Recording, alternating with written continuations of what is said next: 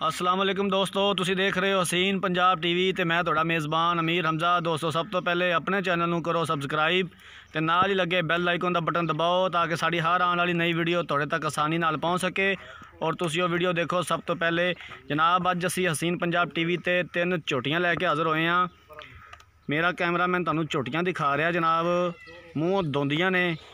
तसल्ली दे नाल कैमरामैन साहब दिखाओ तो असी कर लैने आ मालक दे नाल गलबात की कहंदे ने इन्हां दे बारे। 4 झोटियां ने जनाब तो कैमरामैन साहब तसल्ली दे नाल 4 झोटियां दिखाणियां ने। अस्सलाम वालेकुम भाईजान। वालेकुम सलाम भाईजान, की हाल चाल ने तुहाडे? अल्लाह दा शुक्र। भाईजान जिहड़ी आ कैमरामैन साहब बूरी झोटी दिखा रहा है जी, ये मूँह किवें आ? ये दोंदी है जी।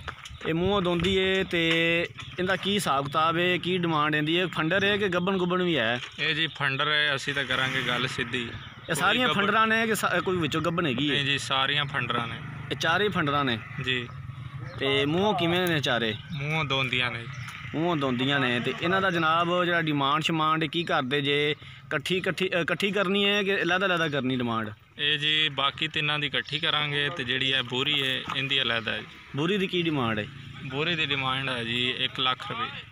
इहदे विचों प्यार मुहब्बत की करोगे?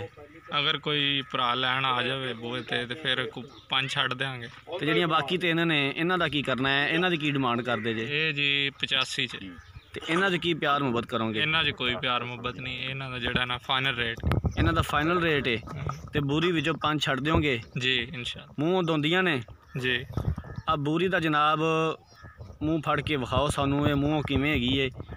ते ठीक हो गया जनाब, मूँह दोंदियां ने ते फंडरां ने इस टाइम चारे ही। लो जनाब मूँह जनाब मूँह विखाने होने फड़ के भी मूँह किवें हैगी है।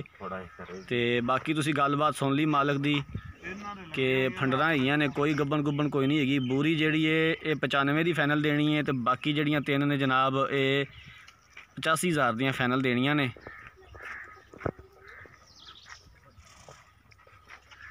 ठीक हो गया जनाब।